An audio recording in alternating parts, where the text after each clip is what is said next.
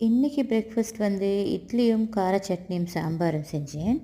இட்லிக்கும் தோசைக்கும் கார சட்னி நல்லாவே டேஸ்ட்டாக இருக்கும். நீங்களும் செஞ்சு பாருங்கள். ரீசெண்டாக நான் பார்த்த ஒரு ஃபிலிமில் ரெஸ்டாரண்ட்டில் ஒரு போர்டோனில் ஒரு வேர்ஸ் இருந்துச்சு. அது என்ன மனசை நல்லாவே தொட்டுச்சு.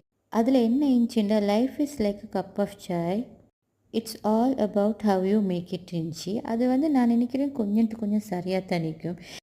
ஏன்னு சொன்னால் லைஃப்பில் நாங்கள் எடுக்கிற சில முடிவுகளால் லைஃபே சேஞ்ச் ஆகிறதுக்கான சான்சஸ் மிச்சம் வைக்குது. நேற்று ஒருத்தவங்க கால் பண்ணி சொன்னாங்க, நான் பேசின வ்ளாகில் பேசின பேச்சு அவங்களுக்கும் மிச்சமே மோட்டிவேஷன் ஆயிடுச்சு. சரியான டிப்ரெஷனாகவும் சரியான ஸ்ட்ரெஸ்ஸாகவும் இருந்தாங்களாம். ஸோ ஏன வ்ளாகை பார்த்துட்டு அவங்க வந்து பிளான்ஸ் எல்லாம் இழுத்து போட்டு க்ளீன் பண்ணி அவங்களோட கார்டனை ஃபுல்லாக ஆர்கனைஸ் பண்ணிட்டாங்களாம். அதில் அவங்களோட ஸ்ட்ரெஸ் எல்லாம் மிச்சமே ரிலீஃப் ஆகிடுச்சின்னு எனக்கு சொன்னாங்க. யாரையுமே புட் டவுன் பண்ணாமல் இப்படி ஒரு மோட்டிவேஷன் ஆகிக்கலும்னு சொன்னால் அது நீங்களே கிடைக்கிற பெரிய வெற்றின்னு தான் நினைக்கிறேன். உங்களோட லைஃப்பில் இப்படி என்னமா நடந்து